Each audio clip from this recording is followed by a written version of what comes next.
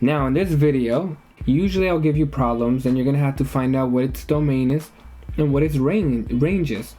Well, if you look up here, I already kind of have defined it for you. Domain is all possible x values for a given function or set, and the range is all possible y values for a given function. Now, what does that exactly mean? Well, maybe one of the best ways to go about it is to just maybe go ahead and do an example problem. So let's get started. So if we want to find out what is the domain of this table, well, the domain is all possible x values. So if I look at this table right here, the domain, my domain, I'm going to label it D. My domain would just simply be all the x values that are in this table. So I'm gonna start from the very lowest to the very biggest number, and I look here, the lowest x value is -2. So my domain is -2, and then it's -1, 0, 1, 2, and 3. This table only has these values only has these x values, -2, -1, 0, 1, 2, 3. Therefore, my domain is just those values. It's just the x values that's in my table. All right, now if I want to find out what my range is, all it is what is all the possible y values. So just looking at this table, what are my y values that I'm allowed in this function? Well, I'm allowed 4, 2, 1, 0, 6, and 2. That's what these y values are. So these are the all possible y values for this table. So I'll just go ahead and organize it from smallest to biggest. So 0, 1, 2. We have 2 that repeats, but that's okay. And then we have, so 0, 1, 2, and then we have 4. And then we have 6. There we go. So if you notice, the domain is all possible x values. So if I look here, I just find what are all the x values that this table has, and that's my domain. It's not too bad. And then I look over at my range, and what are all my possible values for y? That's the range, all possible values for y. Well, all my possible values for y are right here in this table right there. So I'm just gonna go ahead and organize it and write it out like this, which I have here. The range is, and that's what these 2 dots mean, the range is, and then I put, basically it's almost like parentheses, 0, 1, 2, 4, 6. Alright, so let me go ahead and maybe do another example, maybe a little bit more of a complicated one. I already kind of have the table already here for you. I apologize, this kind of, try to draw little lines, and this is a really ghetto one. So I apologize for it being kind of bad, but here we are, we have an x and y graph, and then this purple line right here that you kind of see, that I'm kind of outlining right now, is our function. Alright, so in this problem, we need to figure out what is my domain,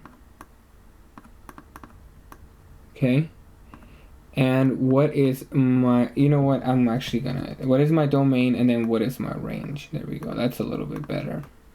Okay, my domain is all possible x values. So if I look here at this function right here that's on this graph, well, look over here. Does my function exist at -4? No, it doesn't. You see, if you notice, at -4, there is nothing. There is nothing at -4. My function does not touch it whatsoever. But if you look here at what about -3? Well, at -3, it looks like our function starts, which is about right there. I'm going to go ahead and put a little dot there.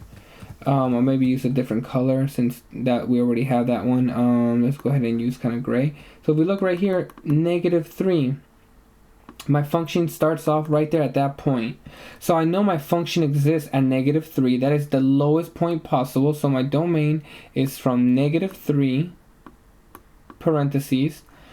And if you notice here, from -3 to -2, it still exists. It's right here. It still exists. It's in between all these numbers. And we just keep going all the way until we get to the biggest possible number, which looks like at 6. So if we look at 6, our function stops right there. Okay, at 7, it's no longer there. So 6 is the biggest possible number. So in this graph, my domain is from -3 and it's all the way to 6. Okay, from -3 all the way to 6, my function exists. Now let's go ahead and look at the range. The range is all the possible y values. So maybe I'll first start off just like I did over here. I always start off with the lowest possible number. If I look down at -4, -3, -2, -1, there is nothing here. I have no values here that show my function to be, and I just kind of keep going at 0, and once I get to 1, if you notice at 1 right here, -3 and 1, it looks like it looks like this right here where it starts off is my lowest y value. This is where my function actually has an output. It's right there. So my lowest range value is 1.